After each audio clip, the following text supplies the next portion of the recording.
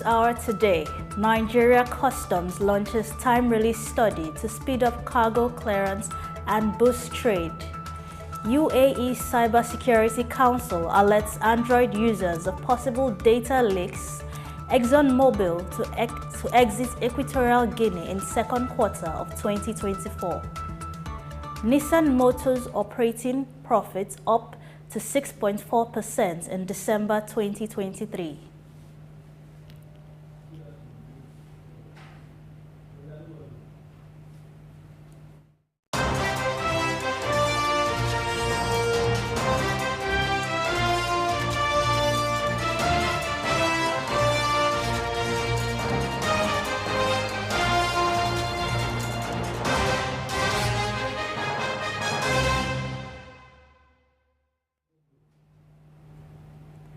Hello and welcome to the News Hour on Souq News, your choice station for developmental news around the globe. I am Lavina Emma. We begin from Nigeria. In a bid to improve customs efficiency and strengthen global competitiveness, Nigeria's customs chief, Wale Adeniyi, has announced plans for a time-release study to speed up cargo clearance and boost trade. TRS, a global tool by the World Customs Organization, aims to streamline the process from goods arrival to release. Previous attempts in 2010 and 2018 led to recommendations like an authorized economic operator program and a single system window. This initiative, starting at Tinkan Island Port, involves methods like the AEO program and advanced ruling. World Customs Organization Secretary General Lance Saunders emphasized TRS benefits in measuring release times, identifying trade flow bottlenecks, and enhancing collaboration for efficient supply chains. And moving on, following Shell's recent divestment, TotalEnergies has announced plans to offload its minority stake in a significant Nigerian onshore oil venture, a move following Shell's recent divestment. The CEO, Patrick Pouyanné, stated this during a presentation of the company's financial results. According to the CEO, the company is looking to restructure its portfolio since producing oil in the Niger Delta has become difficult. He further stated that the company intends to retain its Nigerian gas assets, considering them for the company's future expansion and liquefied natural gas development over the upcoming years. Shell Petroleum Development Company of Nigeria Limited, in which TotalEnergies holds a 10% interest, has struggled with numerous onshore oil spills stemming from theft, sabotage, and operational challenges, resulting in expensive repairs and notable legal battles over the years. And in another development, the Chief Executive Officer of the Nigerian National Petroleum Company Limited, NNPCL, Mele Kyari, and the Governor of the Central Bank of Nigeria, Olayemi Cardoso, has met to review the decision of the oil company to domicile a significant portion of its revenues and banking services with the Apex Bank.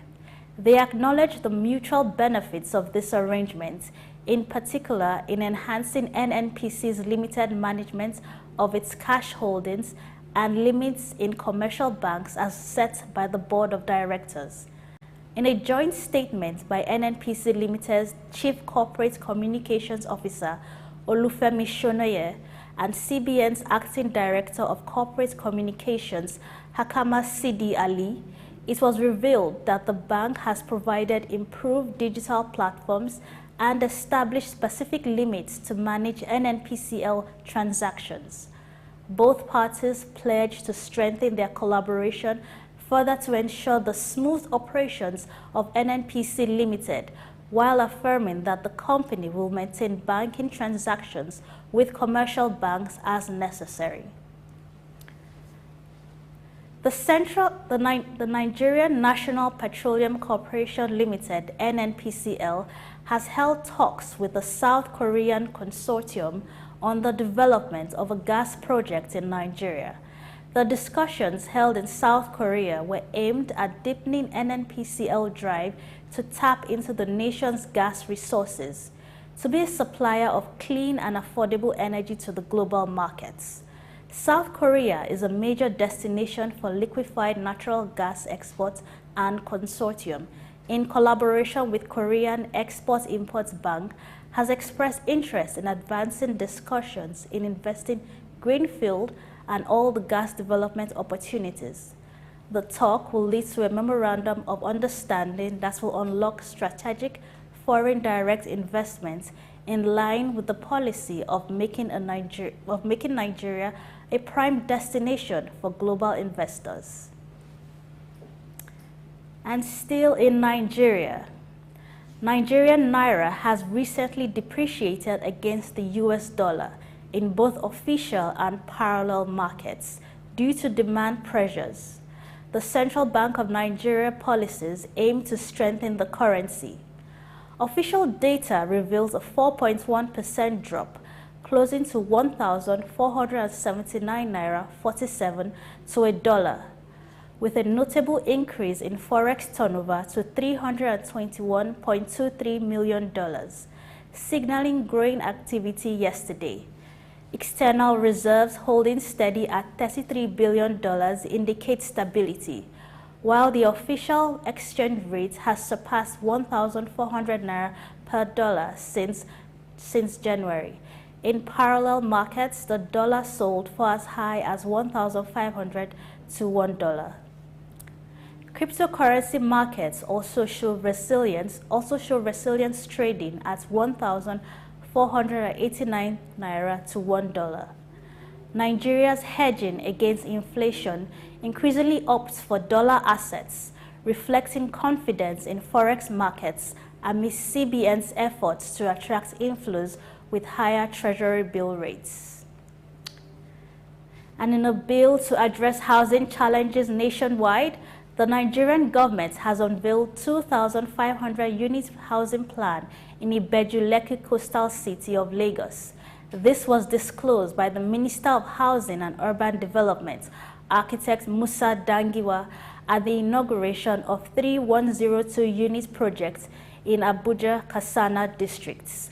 The housing project, named Renewed Hope Cities and Estate Program, aims to construct 50,000 units across every region in the country.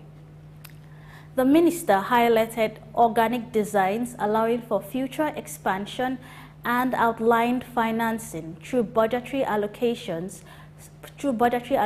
support for the Federal Mortgage Bank and strategic partnerships, ownership options including mortgage loans and rent-to-own plans. And now we move to Liberia. Liberia's president, Joseph Boakai, who defeated his predecessor, George Weah, in November 2023 elections, has initiated an anti-corruption drive by commissioning an audit of 3 crucial government institutions, including the central bank, as announced by the presidency on Thursday. This move aligns with the government's campaign promise to combat corruption and enhance living standards in Liberia. The audit, to be conducted by Liberia's General Auditing Commission, will cover the period from 2018 to 2023, focusing on the central bank, the National Security Agency, and the Executive Protection Service, with findings expected within 3 months. This action signifies the commencement of an audit government ministries and agencies, reflecting a commitment to transparency and fighting mismanagement of government funds. Okay, let's take a breather now and return with more stories. My name is Dr. Ajili Tobi. My name is Etemari Glover. Naomi, well done, and shout out to Souq News. Shout out to Souq News. I want to encourage everyone to keep watching Souq News. Shout out to Souq News, and yes, tune into them. Keep watching Souq News.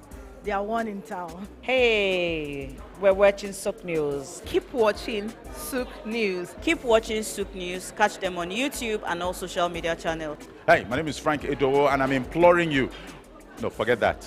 I am forcing you, coercing you to always stay tuned to Souq News for your news requirements.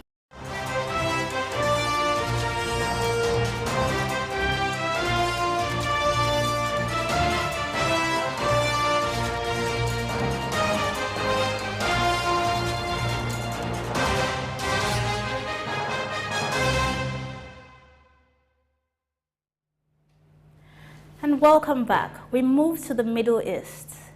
UAE Cybersecurity Council has issued an alert advising Android users to promptly update their device software to thwart any potential data breaches. Highlighting high-risk vulnerabilities, the Council stressed the importance of heeding Google's release updates aimed at addressing these threats. Failure to update could result in data loss, information theft, and unauthorized software manipulation on the device.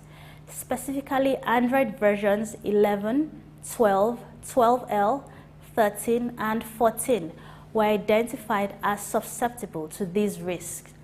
This advisory follows a previous alert in December 2023 targeting Apple users, emphasizing the criticality of software updates across various platforms to ensure enhanced cybersecurity measures.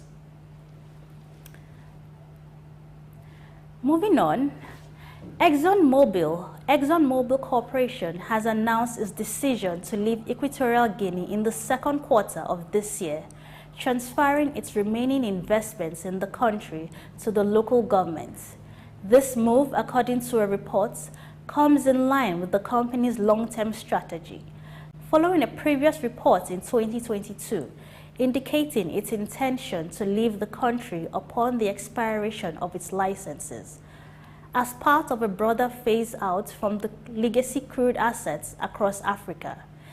Exxon emphasized its commitment to a safe transition of operations and ensuring the welfare of those affected by this change. The company's oil output in Equatorial Guinea has seen a decline over the years, with efforts to sell its key asset, the Zafiro operation, dating back to 2020. Germany is set to receive its first shipments of pipeline natural gas from Algeria under a medium-term contract signed between a subsidiary of trader VNG AG and the state-owned oil and gas firm Sonatrach. This agreement, which was announced by the companies yesterday, will help to strengthen energy business partnerships with Europe. VNG becomes the first German company to procure pipeline gas from Algeria and deal with the Leipzig-based VNG Handel and Vitrib GmbH. Did not disclose specifics regarding contract duration or value. This development comes as Germany seeks to alternative suppliers following Russia's invasion of Ukraine in February 2022, which ended its long-standing reliance on Russian gas. Algeria's substantial gas production, totaling 106 billion cubic meters per year, according to Sonatrach figures, underscores its significance of this partnership. And the U.S. Federal Communications Commission has taken a firm stance against AI-generated robocalls, unanimously outlawing them as they're used to scam individuals and deceive voters. This decision under the Telephone Consumer Protection Act of 1991 addresses the misuse of AI voice cloning tools in unsolicited calls. The ruling follows an investigation into AI-generated robocalls impersonating President Joe Biden during New Hampshire's primaries. Effective immediately, the regulation enables the Commission to penalize companies employing AI voices and allows recipients to file lawsuits. The Commission's chairman, Jessica Rosenworcel, emphasized the necessity of cracking down on fraudsters exploiting vulnerable individuals, celebrities, and voters. And still on the United States, the U.S. Treasury Department has imposed sanctions on 3 entities based in the UAE and 1 Liberian registered tanker for violating the price cap on Russian oil set by Western nations. Among the sanctioned entities are Zenith Supply and Trading (DMCC), Thalassa Shipping (DMCC), along with oil tanker NS Leader. These sanctions freeze U.S. assets and prohibit dealings with the targeted entities. Treasury Under Secretary Brian Nelson, who revealed this, noted that the violations will be dealt with and enforced.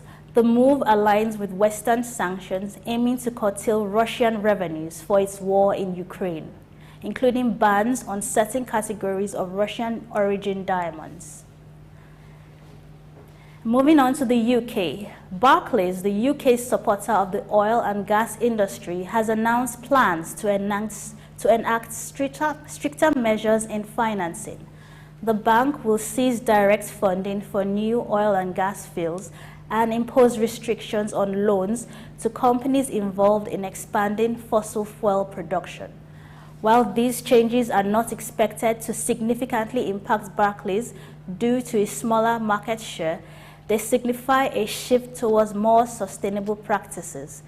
Starting in 2025, Barclays will limit funding for non-diversified energy companies focused solely on oil and gas exploration, especially those allocating over 10% of their spending to production expansion.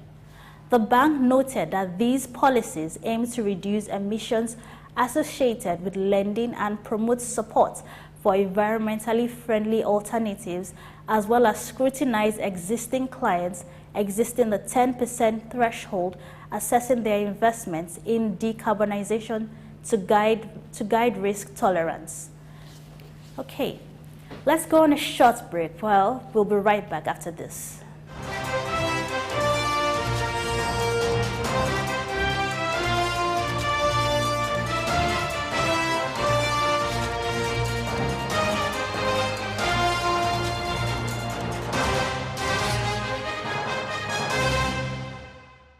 My name is Dr. Rafiu Oladipo. My name is Baba Jalal Repega. I'm Reverend Juliet Benite. I'm Godio Didi. My name is Professor Oladokun Sulaiman Olarawaju. Souq News is on the ground, loading. Very enlightening, very educative, and entertaining. Thank you to Souq News. So I'm happy that Souq TV has come into existence. I'm happy to be here in the Souq News. I want to encourage you to subscribe to the channel and keep watching news that makes sense. As Browning said, one's extension of one's reach should not exceed one's grasp, or what is heaven for. And I think Souq News is doing that. Africa needs a voice of truth, and Souq News has become one of them. And get ready, get ready, get ready. And keep watching. Keep watching Souq News. Keep watching Souq News. It's a place to be. Keep watching Souq News.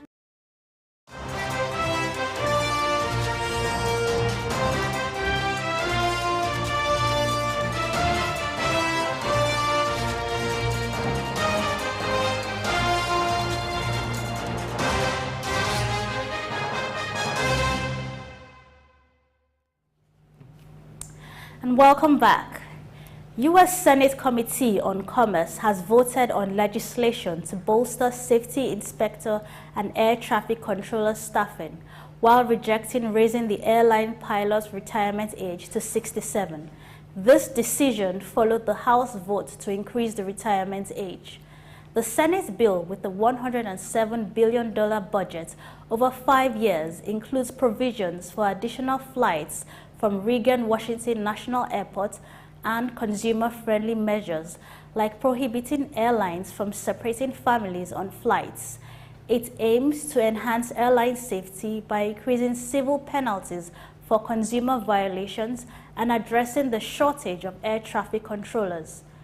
Despite not adopting all consumer rules sought by the Biden administration, the bill aims to foster innovation in aviation technology, according to Senator Ted Cruz. The committee's ranking the committee's ranking Republican. Amid growing congressional scrutiny, Duke Energy, a prominent U.S. utility company, has declared its intention to halt the use of energy storage batteries supplied by Chinese manufacturer CATL at a major Marine Corps base. This move is part of a broader strategy to eliminate CATL products from Duke Energy's civilian projects, driven in part by concerns regarding cyber threats. Initially prompted by the apprehensions about CATL's ties to the Chinese Communist Party, Duke Energy temporarily disconnected the CATL storage batteries from a project at Marine Corps Base Camp Lejeune. The decision to permanently decommission these batteries underscores the impacts of U.S.-China strategic competition on business decisions. Duke Energy aims to substitute the CATL battery energy storage system with a domestic or allied nation supplier by 2027, demonstrating support for a robust American supply chain.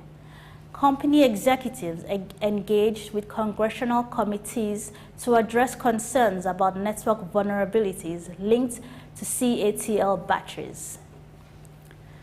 And the Western investment banks in Asia are bracing for heightened job cuts this year amidst escalating revenue pressures caused by the deepening economic and market turmoil in China. Despite optimistic deal prospects in Japan and India, a new wave of layoffs is anticipated, building on recent staff reductions that commenced late 2023 across key investment banking hubs like the Chinese mainland and Hong Kong. U.S. boutique bank Lazard's decision to shutter its Beijing office and European peer Rothschild disbanding its Shanghai-based team underscored this trend, with Bank of America also announcing substantial job cuts in Asia. Amidst China's challenging market conditions and dwindling deal flow, banking institutions are seeking solace in India and Japan's promising deals pipeline, albeit acknowledging ongoing revenue challenges in the foreseeable future. And Nissan Motor has reported 6.4% increase in operating profits for the December quarter, falling short of analyst expectations. Despite this, the company plans to uphold its annual outlook, citing a more profitable product mix. Operating profits for the period reached over $900 million, below the estimated $1.2 billion. Nissan's yearly operating profit forecast remains at 620 billion yen. However, the company revised its sales projection downward to 3.55 million vehicles due to challenges like heightened competition and logistical issues, particularly in key markets like China. Despite global sales growth in 2023, challenges persist, notably in China, where sales dipped to 16%. And finally, Volkswagen says it remains committed to launching 25 electric vehicle models in North America by 2030, though ready to adapt to market changes, according to the head of Volkswagen North American business, Pablo Desi. The auto firm will introduce more electric vehicle models in the U.S. market, including the ID. Buzz electric minibus and the ID.7 sedan later this year, and it will prioritize mid-size and larger electric SUVs. Furthermore, the company aims to capture 10% of the U.S. market across all its brands by 2030. Despite a slowdown in the growth pace, electric vehicle sales reached 8.5% of North American sales in January. And on sports, over 300 players, football, referees, coaches, and administrators were honored at a ceremony at the campus mini stadium to mark 25 years of Campus Golden Heroes annual football tournaments. The popular grassroots football competition aimed at identifying latent talents and nurturing them into potential football stars. The founder and president of the organizers, Mr. Paul, stated that the competition had come a long way, having contributed largely to the pool of young, outstanding players now available to the various football academics across the country. Mr. Paul called on the state government not to relent in its efforts of promoting and supporting grassroots football in the state, as it was a reliable and deeperable source of scouting for football talents in the country. He also called on sponsors to rally around the competition, which was on the alteration to the youths on Lagos Island, which was always witnessing large turnouts every year. Okay, so before we call it a wrap, we take the major highlights of the bulletin. Nigeria Customs launches time-release study to speed up cargo clearance and boost trade. UAE Cybersecurity Council alerts Android users of possible data leaks. ExxonMobil to exit Equatorial Guinea in second quarter of 2024. Nissan Motors operating profit up to 6.4% in December 2023. And with that, we call it a wrap on the News Hour. Remember to follow and engage all our social media platforms. I am Lavina Emma. Many thanks for watching.